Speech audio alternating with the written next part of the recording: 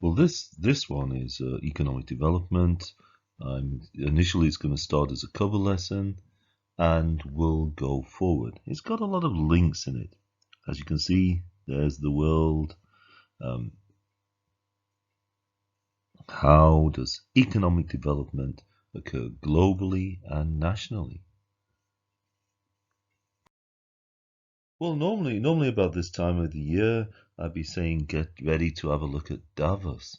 But the news is that Davos is postponed until summer 2021. If you don't know what Davos is, please be a researcher, do some investigation. Please have a look at the World Economic Forum site. The link is there. Follow the link, explore. I personally follow the World Economic Forum on my LinkedIn. You get a lot of good news, a lot of interesting articles. Other people have a look on Facebook. Well, I'm moving fast and furious this time. No musical interludes. What we can do is we can move backwards and forwards. I will send to you individually, and when I'm back on at school, we can go through this together. So, some basic questions. What is the difference between development and growth? I think we defined it in a previous slide. Um, how do we measure economic development? Do you know what the Millennium Development Goals are? Apart from saying developed or developing, are there other ways of categorizing countries? BRICS and Mint, I need say no more. What are the characteristics of the sub-Saharan country? Do we have variances? If so, why? Could you compare and contrast some sub-Saharan countries, for example, Namibia to Botswana, or Angola and Mozambique? And please have a look at the news.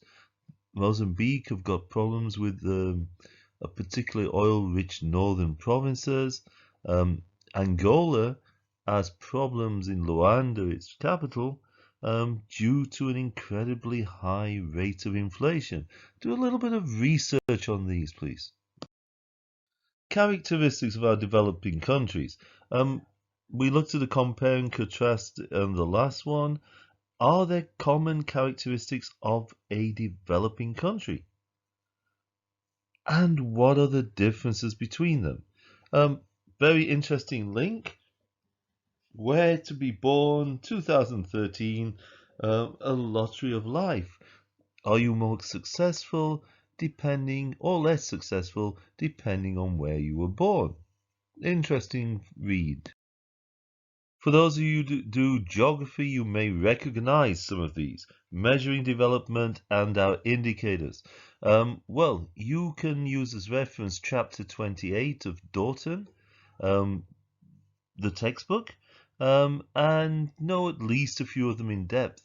So we met purchasing power parity, and I do believe that I shared the Big Mac index with you previously. Could we look at financial measures? Could we look at health measures, education, our composite indicators, the HDI, Gender-Related Development Index, HPI? Now, I would say you're assigned to one of the above and present a summary, but with me not being there, you may have to randomly assign each other. Also, go to page 354 and have a look at the exam. Once you've had a look at it, please do it. Not much I can say here. Click the link and watch the film.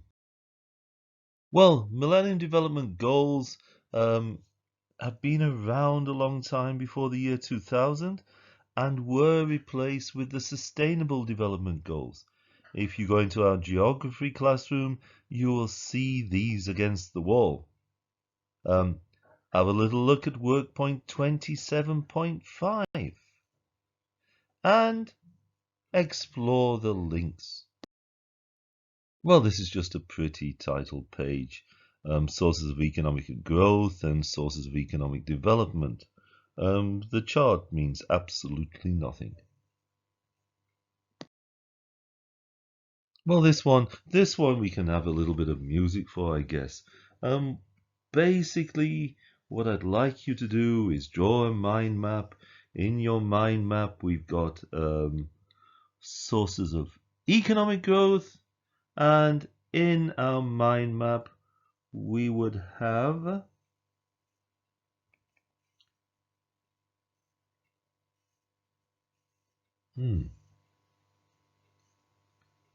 let me pause a little bit. Okay, I have the perfect song. Where is my mind map?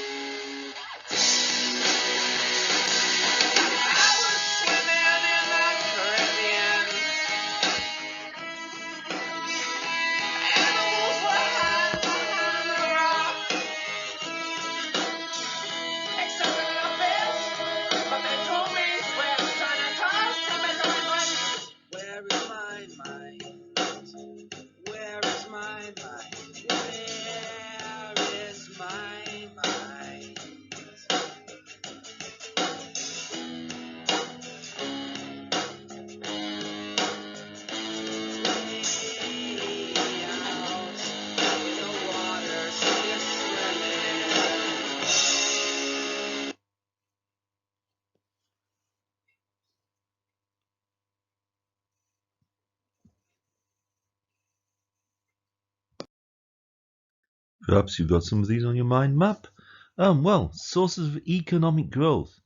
Our natural factors, our land. Human factors, labor, growth, quality. Physical capital and technological factors. Capital widening. Capital widening. Extra capital used with extra labor. It's a ratio of capital per worker not changed. Production increases. Capital deepening.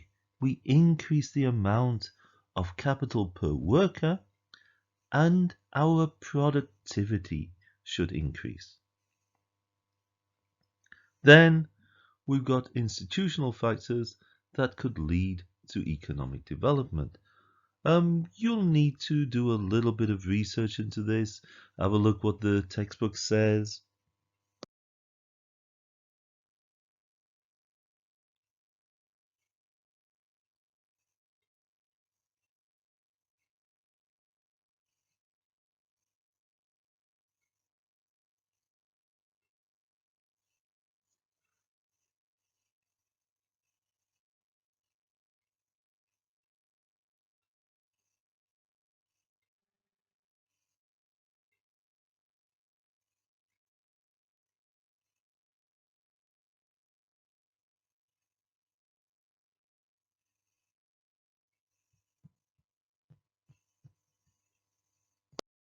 Well, this slide is a lot bigger than the last one.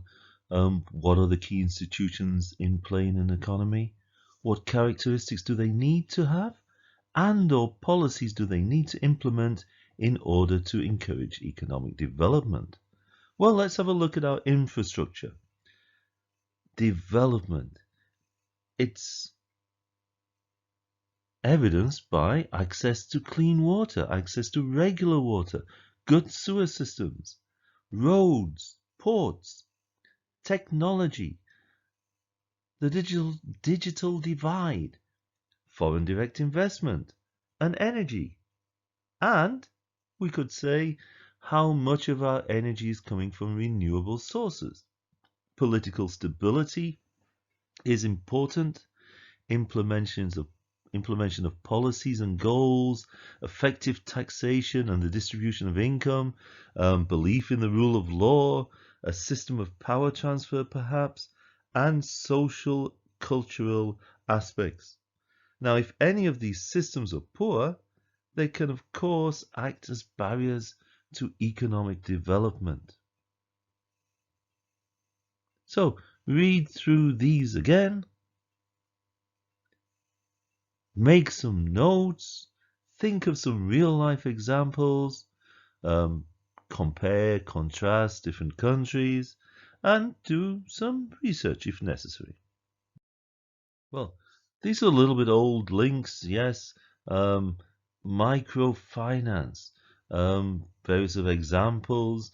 In certain places in the world, you don't need a high capital, but are too poor perhaps to access the capital. It's relatively easy for us here in Germany to get our hands on 200 or 300 euros, but in some areas of the world, that 200 or 300 euros could set you up in a business. Now, microfinance though might raise hopes, but make some people poorer. And there's a document from IOE that suggests perhaps it doesn't work. Well, this is the part you've all been waiting for, a healthy classwork assignment. So, to what extent does microfinance act as a vehicle for economic development? Now, before actually doing this assignment, I'd like you to do a little bit of research and answer and write a critical analysis of microfinance. So you're answering the question, but also you doing a critical analysis. Here are some suggested sources. I am not in a position to put this onto my school, but you must please do it so that when I put it onto my school, you can hand it in the same day or the next day. Thank you very much. So, interestingly, does growth lead to development? Some might argue you need development to sustain growth, but does growth lead to development? Well, a higher GDP would increase income, and that would lead to higher government spending. But it may cause inequality, and it could cause negative externalities and sustainability issues. If you remember way back at the beginning of the textbook, there was a reference to green GDP. Have a look at gapminder.org. We looked at those in microeconomics, the idea of negative externalities. Consequences of growth could be population growth, the environment, air, water, land, forest, fish stocks could suffer. We could compare higher incomes against income inequality. Sustainability questions. Is there a power shift from west to east? Is the developing world growing sustainably? There's a World Economic Forum link from 2010, which talks of the new growth strategy. And once you've had a look at that, can we say what are the key things that make growth sustainable and what are the key things that make growth unsustainable? So some note taking there, some nice IB inquiry and research. And while on the subject of things like ATLs and IB philosophy, you're going to have to put a lot of self-management into this. The good thing about development is there are no surprises. Um, a, you are aware of the issues in the world. If you're doing geography, you're probably looking at it into these issues in different ways. You should be watching the news. You will be aware of green issues, for example. In the COVID time, many people are looking to put money into the world economy, but base it on giving preference to sustainable practices, environmentally friendly practices, and a move away from fossil fuels, etc. So, when I get back, I'm going to fish for the exam question November '09. It's a standard level paper 2, question 4 on uranium mining in Malawi. I will do this by searching the web, so there's the chance that you could find this yourself and not have to wait for me.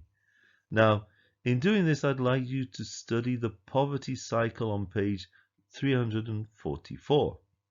Then just a reminder, absolute poverty, relative poverty,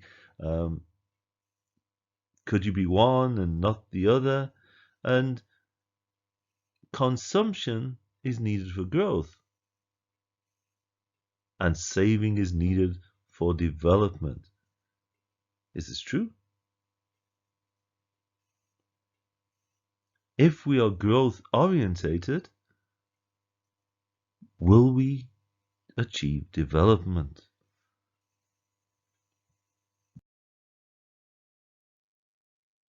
We rely on a lot on prior knowledge, yes, and our idea of the world. So you've got a lot of things to do, but I've shortened this particular cover presentation to about 17, 18, 19 minutes. What you should do is go backwards and forwards through the presentation. Now, here is a beautiful Hans Rosling talk. So if you can follow the link, listen to it, it's very interesting. I particularly enjoy this one.